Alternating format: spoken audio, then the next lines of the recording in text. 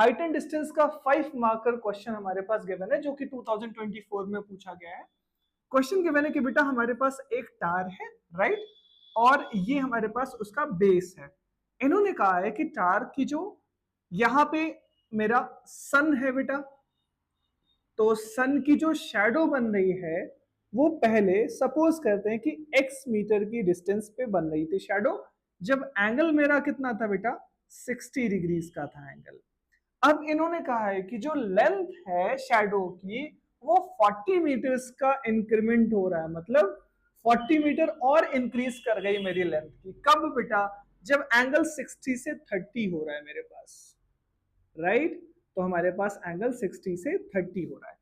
ये डेटा हमें गिवन है और ये डेटा भी हमारे पास गिवन है बेटा। हमें फाइंड करनी है लेंथ और ये शैडो की, मतलब ये पॉइंट्स की डिस्टेंस। बेसिकली हमें बेस निकालना है। तो एक काम करते हैं, इसकी नेमिंग कर लेते हैं ट्रायंगल की बेटा। तो ए हो जाएगा, बी हो जाएगा, ये सी है बेटा, और ये पॉइंट डी है। ये 90 डिग्रीज बनेगा हमारे पास। हमें पता है बेटा ये हमारे पास परपेंडिकुलर हो जाएगा, राइट। यहां पे कौन सा रेशियो यूज करेंगे जिससे हम इसकी हाइट को निकाल सकते हैं बेटा? तो हमें पता है यहां पे हम tan रेशियो यूज कर सकते हैं। तो हम लिखेंगे बेटा tan थीटा। किस ट्रायंगल की बात कर रहे हैं बेटा? ए बी एंड सी। तो आप यहां पे लिखोगे बेटा हमारे पास कि किस ट्रायंगल की बात हो रही है, तो ट्रायंगल ए बी सी की। तो आप लोगे बेटा in triangle A B and C. आप यहां पे अप्लाई करेंगे tan थीटा, तो यहां पे लगेगा बेटा tan theta is equals to perpendicular upon base. ये बाई फॉर्मूला होता है हमारे पास। tan थीटा हमारे पास बेटा कितना हो जाएगा? एंगल 60 डिग्रीज है, तो हमने लिखा यहां पे बेटा tan 60 is equals to perpendicular हमारे पास p है बेटा, और बेस मेरे पास x हो जाएगा। tan 60 की वैल्यू होती है बेटा √3, तो √3 और x इधर आ जाएगा, तो x is equals to perpendicular. यहां से हमने परपेंडिकुलर की वैल्यू निकाली √3x। अब इस बड़े वाले ट्रायंगल की बात कर लेते हैं बेटा। इस ट्रायंगल को लेंगे तो in triangle A B D की बात कर रहे हैं। तो हमने लिया बेटा in triangle A B and D.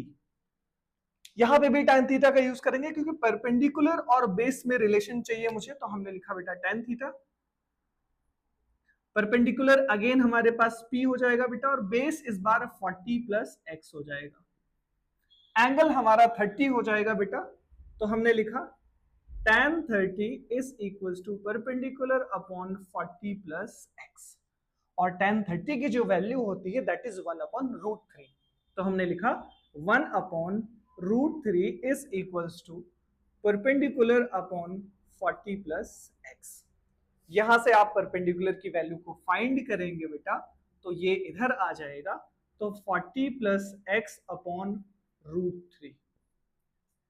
क्या बेटा आप देख पा रहे हैं ये भी परपेंडिकुलर की वैल्यू है और ये भी परपेंडिकुलर की वैल्यू है, और सेम ट्रायंगल की बात हो रही है। दैट मींस ये परपेंडिकुलर क्या होंगे बेटा? अब देखो इस ट्रायंगल में परपेंडिकुलर आ रहा है और इस ट्रायंगल में भी परपेंडिकुलर आ रहा है, तो दोनों ट्रायंगल के लिए परपेंडिकुलर कॉमन है। दैट मींस परपेंडिकुलर की लेंथ सेम होगी, तो मैं इन दोनों की वैल्यूज को इक्वेट कर सकता हूं। तो बेटा इधर मेरा परपेंडिकुलर √3x है, और परपेंडिकुलर की वैल्यू एक हमने यहां पे निकाली है, that is 40 plus x upon √3।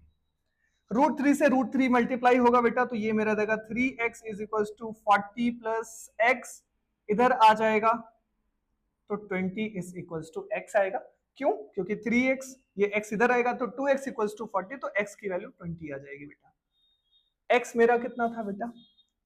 ये हमारे पास आ गया 20, राइट। x की वैल्यू फाइंड की, बट क्या हाइट ऑफ द टार आई? नहीं है, उसके लिए हमें p निकालना पड़ेगा। अच्छा, p के लिए शॉर्टेस्ट वैल्यू यहां पे हम लोग पुट कर सकते हैं, तो √3 में x को मल्टीप्लाई कर दें तो परपेंडिकुलर आ जाएगा, that means height of the tower. और x बेटा मेरे पास कितना है 20, तो इधर ही कर लेते हैं, √3 into 20 is equal to perpendicular, तो 20 √3 इज इक्वल टू परपेंडिकुलर। ये हमारी हाइट ऑफ द टार आ जाएगी। अगर क्वेश्चन में √3 की वैल्यू गिवन होगी तो आप यहाँ पे √3 को पुट करोगे, नहीं करोगे तो भी हमारा आंसर सही है। बट अगर क्वेश्चन में √3 गिवन है तो आप उसकी वैल्यू को पुट करोगे। क्वेश्चन नहीं करना का छोटा सा क्वेश्चन था, इसको 5 मार्कर में पूछा जा सकता है सब पार्ट्स को बना के कि आप इसकी x की वैल्यू बताओ, p की वैल्यू बताओ बेटा, तो ऐसे करके